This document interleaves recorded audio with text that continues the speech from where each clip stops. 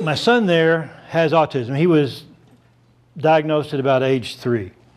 He drives me to the airport on days he's off, and I pay him $20. We'll get there, and every time it's the same. When I get to the airport, he pulls me up, and I say, Austin, you did a great job. You got up, you got me here, you drove safely, even though you complained a little bit about the traffic, but that's normal. You got me here safely and on time. I appreciate it, and I love you. And every time, he will say to me, $20. Despite his skills and sometimes his charm, he has lots of challenges. He probably reads at 4th, 5th grade level. He has difficulty in conversations, typical conversations. You know something immediately is different about him if you start to talk to him. And if he is like a typical person with autism, odds are 95, maybe better now or a little better than that, he'll never be offered a job. Disabilities plays no favorites. Traditional parents, non-traditional parents, all the races, all the creeds, all the traditions. I saw the challenges that Austin faces, but I also saw the possibility. I never would have thought he would drive. There's so many things that he has been able to do I would have never guessed. And guess what? At age 21, he hasn't quit learning. So then came along the opportunity, we're going to build a new center somewhere between Atlanta and Anderson, South Carolina, on the other side of the border, South Carolina border. And we asked a disability expert saying, how many typically able people would we need for, say, a person with an intellectual disability like autism, even though we were going to hire all kinds of disabilities? And he said probably 2. So there we had our plan. There we had our study.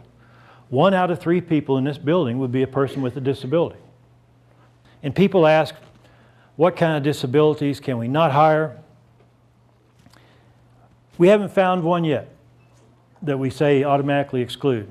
We've discovered this technology about hiring people with disabilities. It's called ATP, Ask the Person.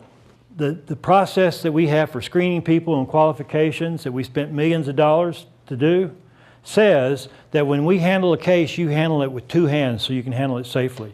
So if you applied with 1 arm or 1 hand, you're not qualified.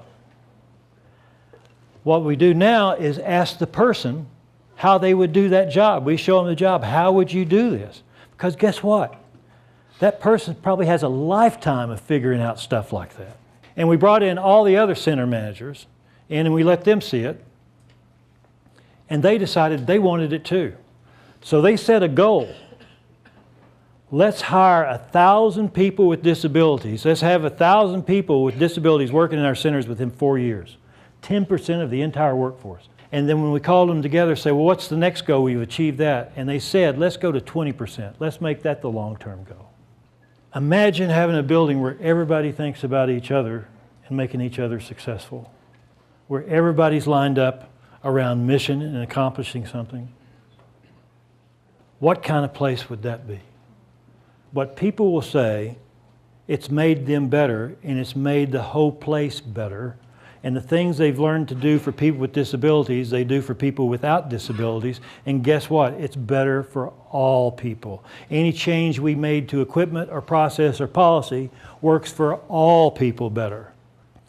And the building became the most productive in the history of the company. It's the safest, it's got the highest quality, and the lowest cost.